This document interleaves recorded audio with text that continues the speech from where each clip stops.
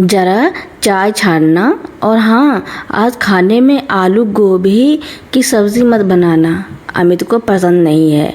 बड़ी बहू रागिनी ने रसोई में घुसते ही अपनी सास सावित्री देवी को आदेशात्मक लहजे में कहा। सावित्री जी ने एक ठंडी सांस ली और चाय कप में छानने लगी। तभी छोटी बहू पायल वहाँ आई और बोली, मम्मी जी, ज़रा मेरे कमरे में झाड़ू लगवा दीजिए, और सुनिए, शाम को हमें मॉल जाना है, तो बच्चों को आप ही संभाल लीजिएगा। दोनों बहुएं बिना सास की रजामंदी का इंतजार किए अपने अपने कमरों में चली गईं। सावित्री जी रसोई के कोने में खड़ी अपनी किस्मत पर आंसू बहा रही थी। उनके पति राम शरण जी, जो डाकघर से हेड क्लर्क के पद से रिटायर हुए थे, आंगन में बैठे यह सब देख रहे थे। राम शरण जी ने अपनी पूरी जिंदगी की जमा पूंजी और रिटायरमेंट के पैसों से शहर के एक संभ्रांत इलाके में एक मंजिला खूबसूरत मकान बनवाया था। उनका सपना था कि दोनों बेटे विकास और विवेक अपनी पत्नियों के साथ यहाँ रहेंगे और पूरा घर बच्चों की किलकारियों से गूंजेगा।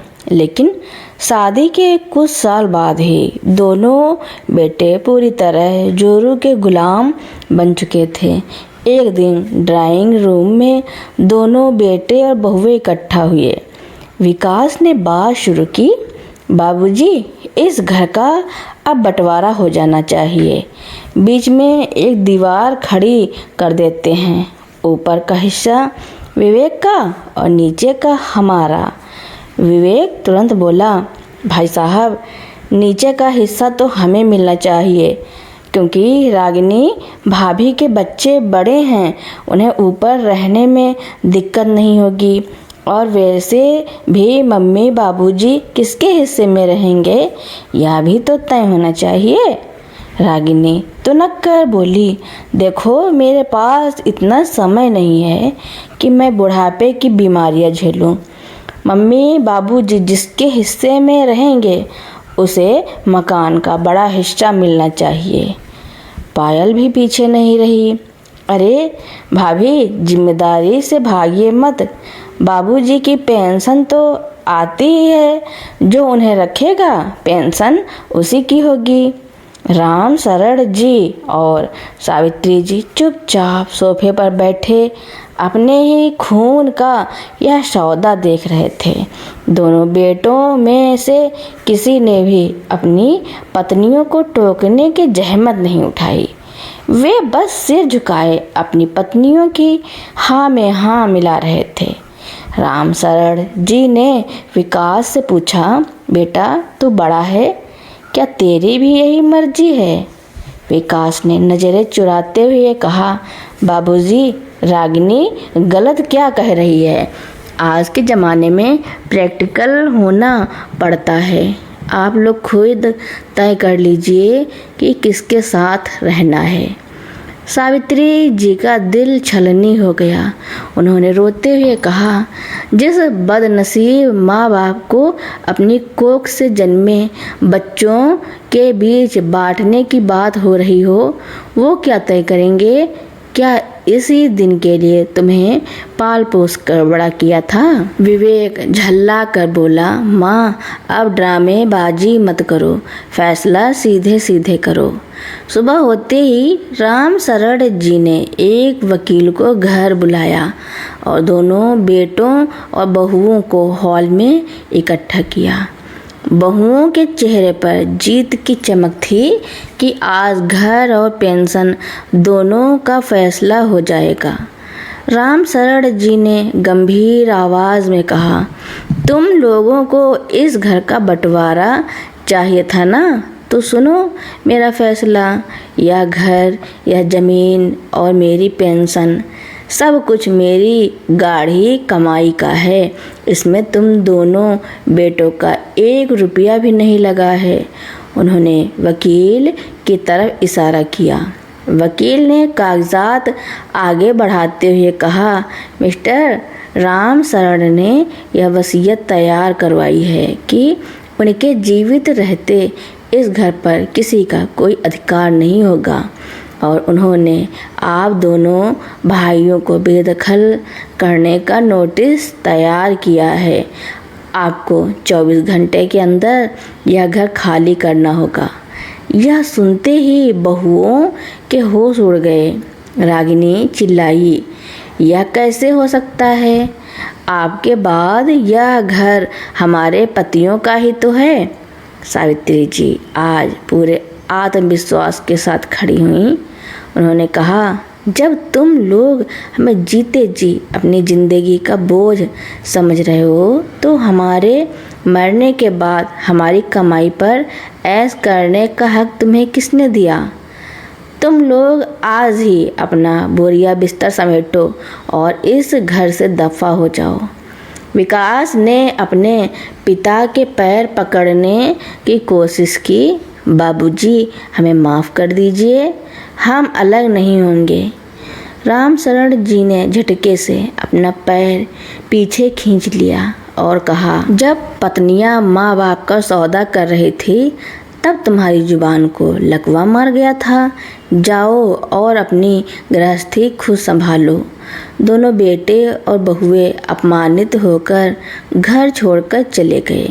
घर में सन्नाटा छा गया, लेकिन यह सन्नाटा दुख का नहीं बल्कि शकुन का था।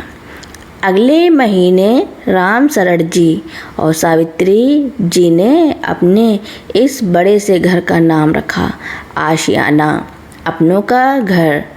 उन्होंने अखबार में एक विज्ञापन दिया कि जो भी बुजुर्ग जोड़े या अकेले वृद्ध लोग अपने बच्चों द्वारा ठुकराए गए हैं या अकेले हैं, वे इस घर में आकर मुफ्त में रह सकते हैं। कुछ ही दिनों में उनके घर में 5 से 6 ऐसे बुजुर्ग दंपत्ति आ गए जो अपनी संतानों के सताए हुए थे। अब उस घर की रौनक देखने लायक थी। सुबह सभी बुजुर्ग मिलकर बगीचे में योग करते। दोपहर को सावित्री जी और अन्य महिलाएं मिलकर स्वादिष्ट खाना बनाती और हंसी मजाक करती। शाम को राम शरण जी और उनके नए दोस्त आंगन में बैठकर शतरंज खेलते और देश दुनिया की बातें करते। बेटों को खोने का जो गम था वो अब एक बड़े और सच्चे परिवार की खुशियों में बदल चुका था। राम शरण जी और सावित्री जी ने साबित कर दिया कि संतानें भले ही जोरों की गुलाम बनकर माँ बाप को भूल जाएं, लेकिन अगर माता पिता में स्वाभिमान हो तो वे अपनी ज़िंदगी के आखिरी पड़ाव को भी उत्सव बना सकते हैं। इधर आशियाना में बुजुर्गों की हंसी खुशी से भरी एक नई दुनिया बस चुकी थी, तो उधर शहर के एक छोटे से किराए के मकान में दोनों बेटों के परिवारों में कोहराम मचा हुआ था। 2 कमरों के उस मकान में विकास और विवेक अपनी पत्नियों के साथ जैसे तैसे गुजारा कर रहे थे। अब ना तो कोई काम करने वाली सास थी और ना ही बाबूजी की पेंशन का सहारा। एक शाम रागिनी चाय का खाली कप पटकते हुए विकास पर चिल्लाई, तुम्हारे बाबूजी तो बड़े दिलवाले बन रहे हैं, गैरों को लाकर अपने महल जैसे घर में रख लिया और अपने सगे बेटों को सड़क पर छोड़ दिया। तुम लोग कैसे मर्द हो, अपने ही हक के लिए नहीं लड़ सकते। पायल ने भी विवेक को उकसाया। हाँ विवेक, सुना है बाबूजी ने उन बाहर वालों के लिए रहने खाने का सारा इंतजाम मुफ्त किया है। अगर ऐसे ही चलता रहा तो बाबूजी वह करोड़ों का घर उन अजनबियों के नाम कर देंगे। हमें कुछ तो करना ही होगा। पत्नियों के तानों और लालच में आकर दोनों भाइयों ने एक साजिश रची। उन्होंने सोचा कि अगर वे सीधे जाएंगे तो बाबूजी उन्हें धक्के मारकर निकाल देंगे, इसलिए उन्होंने भावनाओं का खेल खेलने का फैसला किया। अगले दिन इतवार की सुबह थी। आशियाना के आंगन में सभी बुजुर्ग बैठे चाय पी रहे थे और राम शरण जी अंताक्षरी की शुरुआत कर रहे थे। पूरा माहौल खिलखिलाहट से गूंज रहा था। तभी अचानक घर का बड़ा दरवाज़ा खुला और विकास विवेक अपनी पत्नियों और बच्चों के साथ अंदर दाखिल हुए। दोनों बेटों के हाथों में बड़े बड़े सूटकेस थे, लेकिन चेहरे पर जबरन ओढ़ी हुई लाचारी थी। विकास सीधे राम शरण जी के कदमों में गिर गया और फूट फूट कर रोने लगा। बाबूजी, हमें माफ़ कर दीजिए, हमसे बहुत बड़ी भूल हो गई। हम अपनी गलतियों पर शर्मिंदा हैं। विवेक ने सावित्री जी का हाथ पकड़ लिया। माँ, आपके बिना हम अनाथ हो गए हैं। बच्चों को आपकी बहुत याद आती है। रागिनी भाभी और पायल भी अपनी बदतमीजी के लिए रात दिन रोती हैं। हमें बस अपने चरणों में जगह दे दीजिए। रागिनी और पायल ने भी अपनी साड़ियों के पल्लू से आंखें पोंछते हुए कहा, हाँ अम्मा जी, हमें अलग होकर समझ आया कि परिवार क्या होता है। अब हम आपकी सेवा करेंगे। इन बाहर के लोगों को निकालिए, हम सब मिलकर पहले की तरह रहेंगे। अचानक हुए इस ड्रामे से वहाँ बैठे बाकी बुजुर्ग असहज हो गए। उन्हें लगा कि शायद अब उन्हें यह आशियाना छोड़ना पड़ेगा। वे सब चुपचाप उठकर अपने कमरों की तरफ जाने लगे। सावित्री जी का करारा जवाब, लेकिन सर राम शरण जी ने हाथों के इशारे से अपने नए परिवार को रुकने के लिए कहा। उन्होंने ठंडी नज़रों से अपने बेटों को देखा और फिर सावित्री जी की तरफ पलटे। सावित्री जी आगे बढ़ी। उन्होंने विकास और विवेक को अपने पैरों से दूर किया और बड़े ही शांत लेकिन सख्त लहजे में कहा, खड़े हो जाओ दोनों। यह आंसू, यह पछतावा किसके लिए है? हमारे लिए या इस आलीशान मकान के लिए?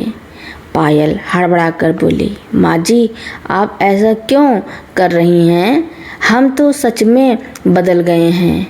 सावित्री जी मुस्कुराई, लेकिन उस मुस्कान में कड़वाहट थी।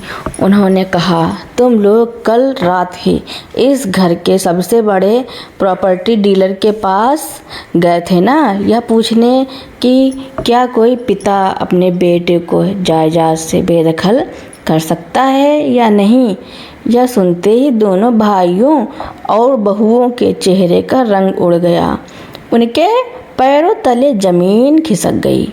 उन्हें अंदाज़ा नहीं था कि राम शरण जी के दोस्त शहर के कोने कोने में फैले हुए थे।